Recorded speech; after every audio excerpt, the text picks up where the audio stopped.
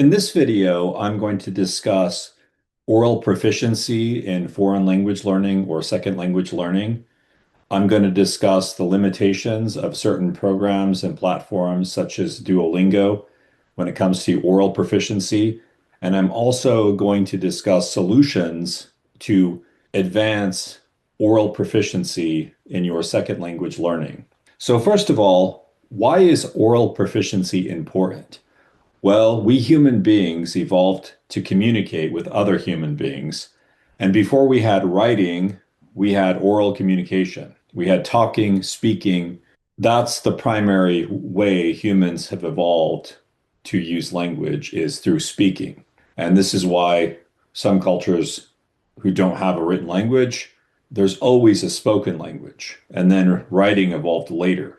Now, writing is very, very important, and you can essentially break language into three primary components in terms of proficiency. So there's of course speaking, there's reading, and then there's writing. So reading and literacy is a more passive skill where you are reading a text and that written text is then going into input in your mind and you're internalizing that.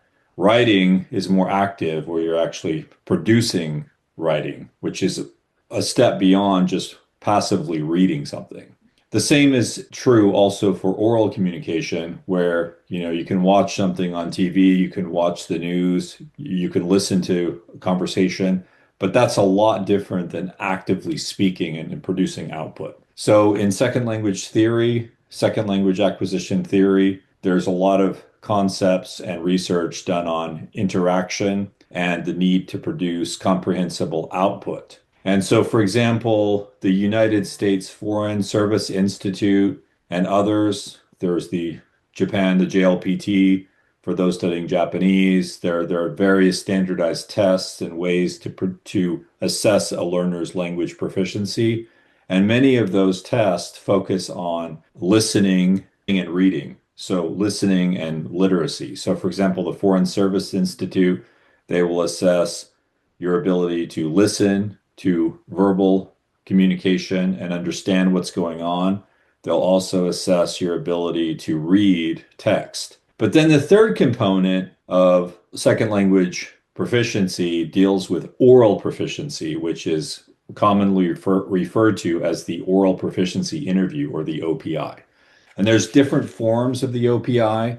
So for example, the American Council on the Teaching of Foreign Languages, known as ACTFL, has an OPI, and its scale goes all the way from novice, low, all the way to distinguished. So within novice, there's three levels: low, medium, and high; intermediate, low, medium, and high; advanced, low, medium, and high; then superior and distinguished. And so if you looked at an inverse pyramid, in the very bottom phases is the novice level, where you just have very, very basic rehearsed or memorized proficiency. And then intermediate, you're able to do more tasks with the language. And then advanced, you're able to actually function in the language at a more professional level. And superior would be even higher. So it would be like a very highly educated native speaker. And then distinguished, you could think of like, a serious scholar, a PhD, a doctor, a lawyer, a politician, someone who's exceptionally well-spoken and proficient in the language would be at the top distinguished level. There's another system called the Common European Framework for Languages. It's a CEFR, and that actually goes from A1 to C2. So it's A1, A2, B1, B2, C1, and C2. So if you're taking an oral proficiency interview, you could take the ACTFL, you could take the CFR, you could take some other form of oral proficiency interview.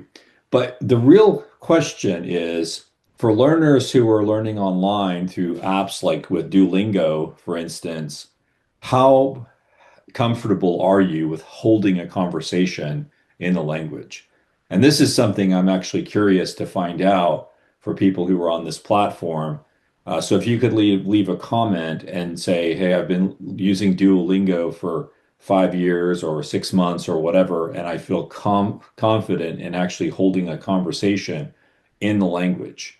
I would be curious to hear those comments. But what I feel like anecdotally is Duolingo is better for like very basic skills, like learning basic reading and basic literacy and basic how the alphabet works and putting some structures together with language, putting words together to make a sentence. But it doesn't seem as though Duolingo is very good for actually promoting oral proficiency or actually having an actual conversation in the language. And for that, there are different platforms that I would recommend, like italki, where you actually get in touch with a native speaker and actually have real conversations in the language. I also developed an app called Dialectic Method, which is based on my research at Oxford in applied linguistics. And that is more content based, having a real conversation about a real topic with an AI system that will take you through the lowest levels of proficiency, all the way from A1 all the way to C2, or all the way from novice, high, all the way to distinguished.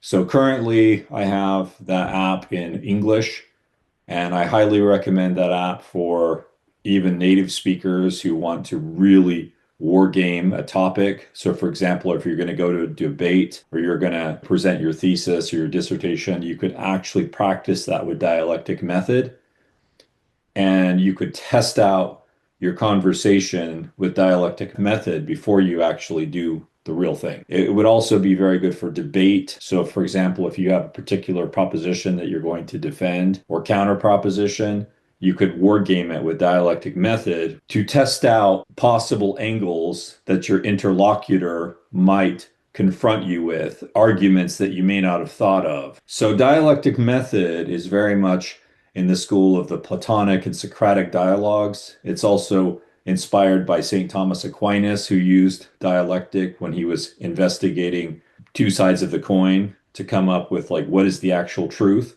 So the purpose of a dialectic is to pursue the truth. It isn't necessarily to win a debate, but it is to find the ultimate truth. And so through this dialectic method, you can actually increase your language ability while you're pursuing a philosophical inquiry to the truth of the matter about any particular topic. So at the lower levels of dialectic method, you can do basic conversations about, human relationships and more like common topics. But at the higher end, there's no limit to what dialectic method can do because it will allow you to investigate both sides of the argument. Currently, dialectic method is available in English and Japanese, and languages that are soon to be published on the iOS store include German and Spanish. That's something that I've been working in and very passionate about, is using a Platonic, Hegelian, Socratic dialectic to promote language learning to make learners better in actual conversation.